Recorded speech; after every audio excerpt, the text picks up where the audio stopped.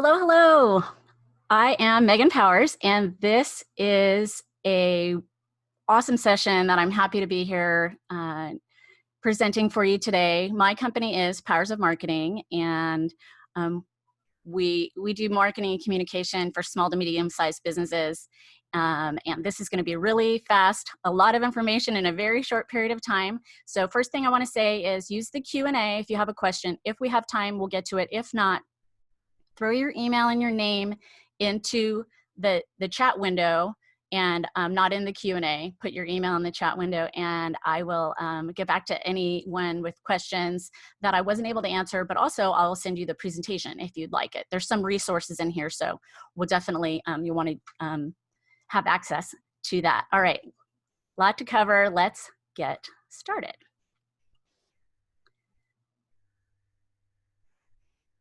And I have a trusty sidekick here too, my session moderator. So she's going to be helping me pick questions and she'll answer any questions that you all might have. Okay, a little bit about me. I'm a speaker, facilitator, I'm a podcaster. I have been using Zoom for more than 3 years to record my podcast. So I'm intimately familiar with all the do's and don'ts, which is why I'm here with you today. I'm a writer above all else. I'm a strategist. I always like to start with the why. Why are we doing everything we're doing in terms of marketing communication for my clients? I am an event professional. So yes, I'm a speaker, but also I'm a planner and I love to work with companies to maximize event technology, whether in an online environment or face-to-face. I'm an adventurer. I like to jump off and out of things. And I'm a huge sports fan. That is me after the 49ers won the NFC Championship in January. So I was pretty pumped. All right, like I said, Power Packed, we're going to cover showing up. Some things that within there might sound obvious, but some things maybe we just all need reminders about. We're going to talk tech setup. Your gear doesn't have to be crazy, but we'll go through that. Talk about your environment and a little etiquette. All right, showing up. So it's not just about logging in, it's about being present. It's about showing up. It's about your appearance, at least from the waist up, right? Being, and I am guilty of this as well. I think we've all gotten a little lax in how we're showing up to video meetings because there's so many of them. But I want to emphasize that I think everyone should show up to an online meeting the way you would show up to an in-person meeting. Now, that doesn't mean you have to wear a three-piece suit, but you know, be presentable and understand that this 2D environment is made so much better by being engaged, by having a positive attitude, by showing up with a smile. Hopefully you felt my energy through the screen, you know, rather than me just saying, hey, welcome, you know, so I kind of, you don't have to, you want to be careful to not step on anyone who's already talking, you know, when you go into a Zoom call, but show up with a smile, and that attitude goes a long way, I think, for also improving the experience that we have online, especially because we're doing video so much now.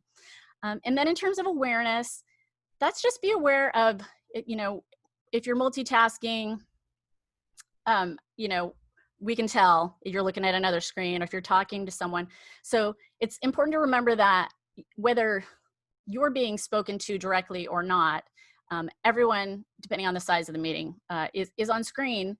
And so it can be distracting and you want to continue to show that you're engaged. Now, having said that, if something happens and you need to disengage, my suggestion would be to turn your video off. And I have a couple of tricks for how to do that without just going, you know, clicking the video button. So I'll get to that in a minute. All right. Okay, so tech setup. So the gear doesn't have to be crazy, but it does matter. The first thing is a headset. Now, I just want to point out this headset here that I'm wearing is not to talk into, but to hear through. So it's working as my speaker. I am on a mic, of course, but if I didn't have this earpiece, then the audio coming from the speakers on the laptop could be bleeding into my microphone. But you don't just need to be, if you don't have a mic, you still should wear one for a few reasons. It sounds better. It is less likely to pick up ambient noise if you're not on mute. I don't know about you, but I've been on plenty of friends' videos where someone yells from the other room and then that's all that anyone hears. You can't even hear like what has what the person is talking has just said. So be conscious of that. Camera, I'm using my built-in on my laptop. But you can use a webcam. There's some really high quality webcams, and there will be one in that gear list that I'm referencing at the end.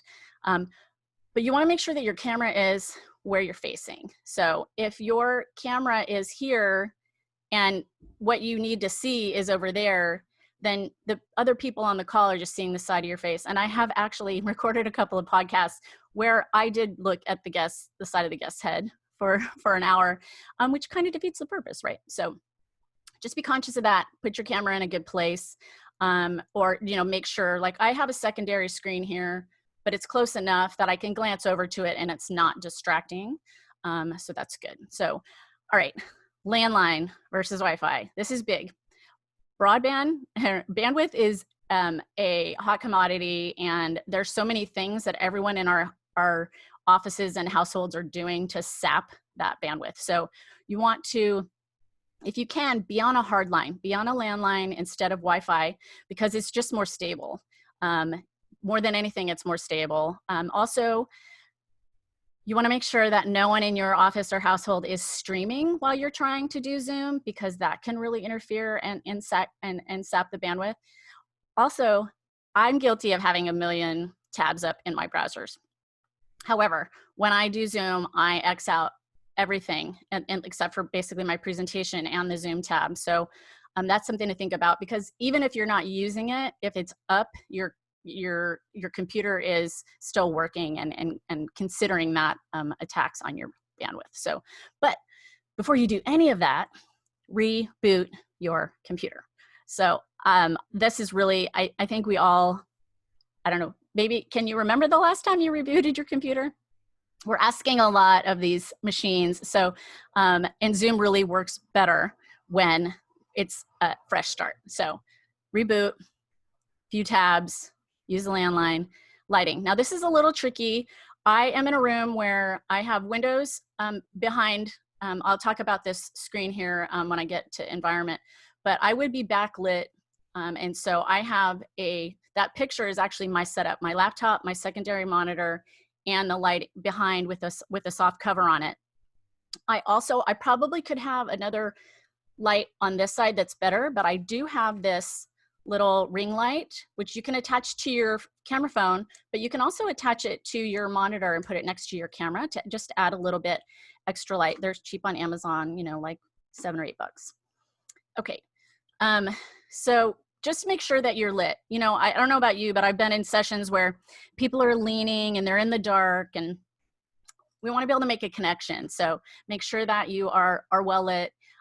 It doesn't have to be, movie star lighting, but if you are, especially if it's being recorded and it's going to be used later, you definitely want to show up with good lighting.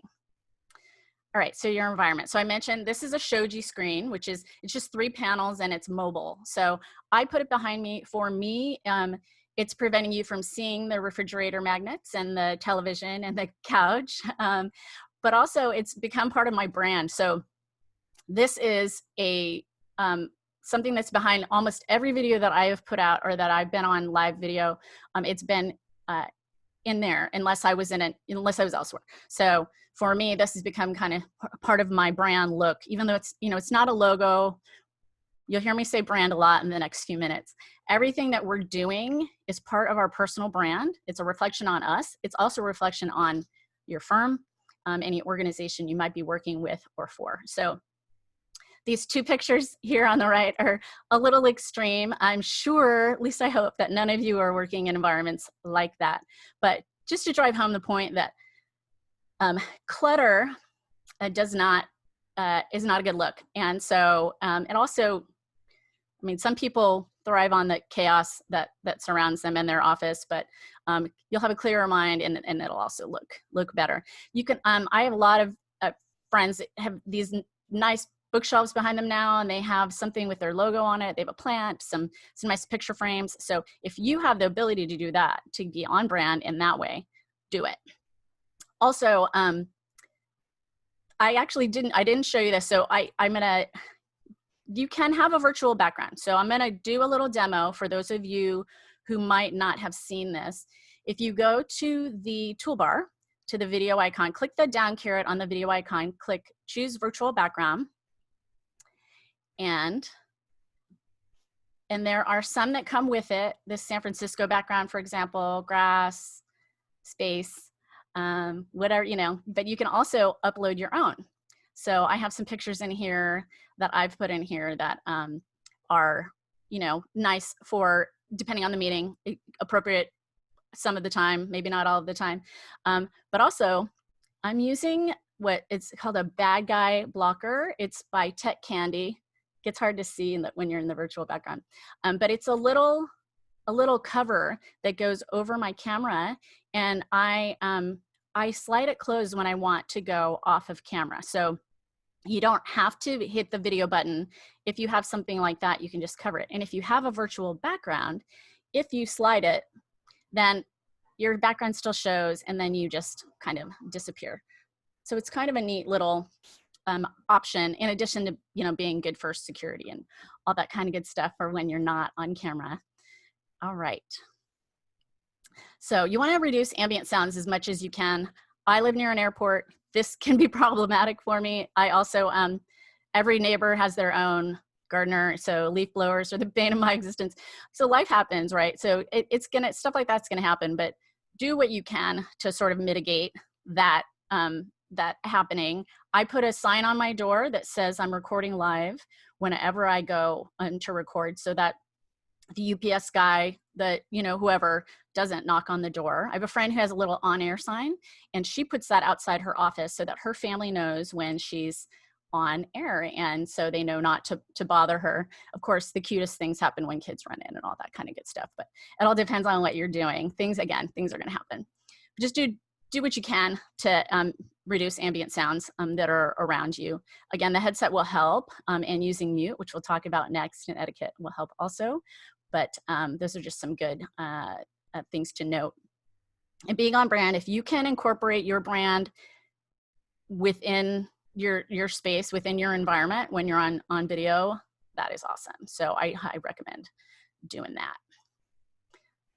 Okay, so etiquette. The first thing is, I say we have everyone on mute now because we didn't know how many people we were going to have. But in a general, you know, when you're in the gallery view, and, you know, there's a ton of people in there, everyone should be on mute unless they're talking. So I have a tip for you.